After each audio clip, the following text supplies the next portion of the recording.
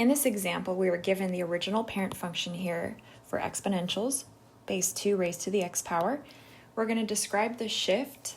So if you see a plus sign in the exponent position, you're shifting left. If you see a minus sign, you're shifting right. If there's a number on the outside being added, you're going to be shifting up. And then if there's a negative sign on the outside, you're going to be shifting down.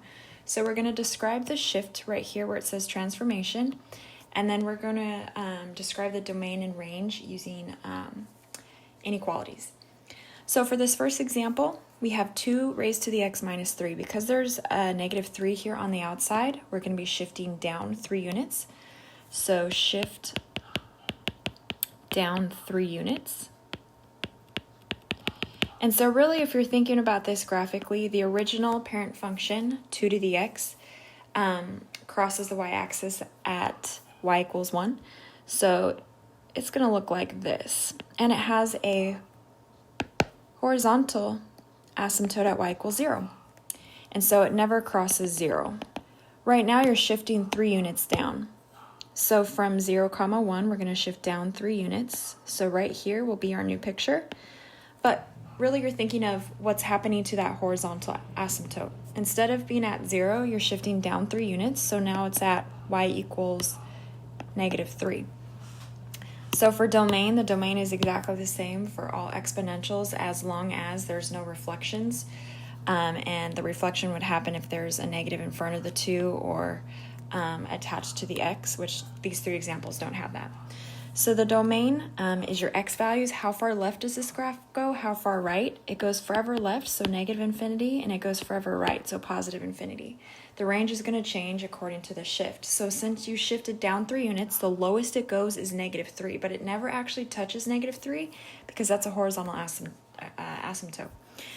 So the lowest it goes is negative 3, and then tracing this red graph, it goes up forever, so to infinity.